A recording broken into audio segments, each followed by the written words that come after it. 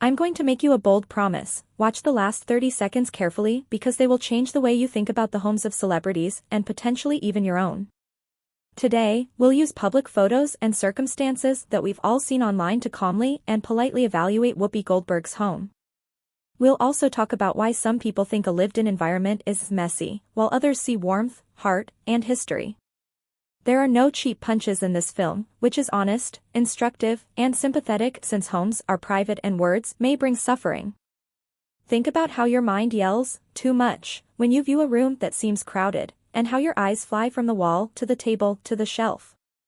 But wait a minute. A life full of art, literature, travel, family gifts, and memories that don't fit neatly into a catalog image is conveyed by many busy homes. For someone who has gone through a lot in life, a quiet, empty room might not be the ideal setting. A whole room can be filled with displays of things that people adore. Usually, that means human, not dirty. If you've ever glanced at a picture and thought, "that's chaotic," do this quick test. First, make sure everything is tidy, the lights are warm, the surfaces are clean, and the linens are clean. The distinction between cluttered and uncared for is care. Second, think about the objectives.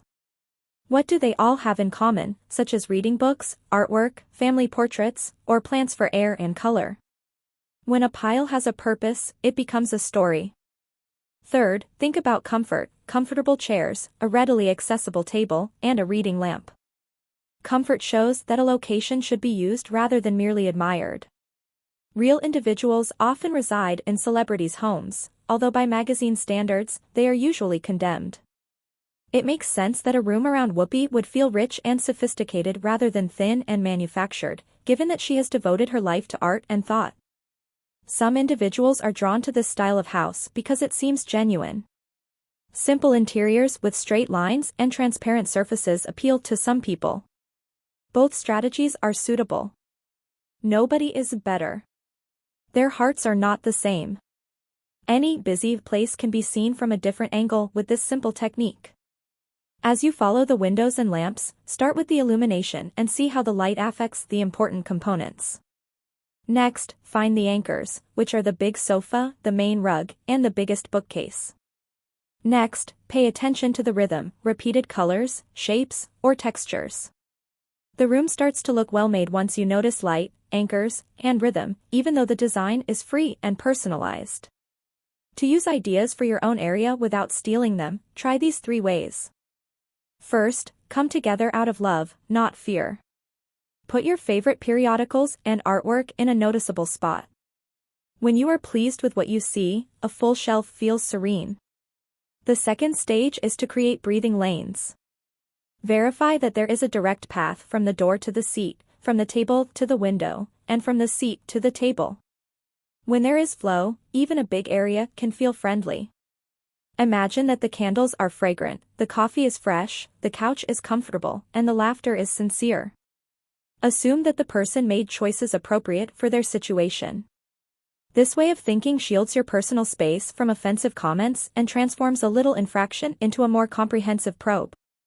At the conclusion of this piece, I want to give you a 2-step lens that you may use for any upcoming celebrity house photos. What makes this room easy is a good place to start. Do you read? Talking? Are you dozing off? Producing? The second stage is to ask, what does this room celebrate? Art? Family? The natural world? Memories? If you can answer those 2 questions and understand the basic idea of the room, labels are unnecessary. And that's the twist I mentioned. Without attempting to appeal to internet users, a house can be as simple and yet be chilly, full, attractive, and real. Please take 3 easy steps to share the news. If this honest, open viewpoint has improved your perception of spaces, share this video with a friend who appreciates home tours to make sure you don't miss our next comprehensive, human-first research. To boost the number of views, you may also like it.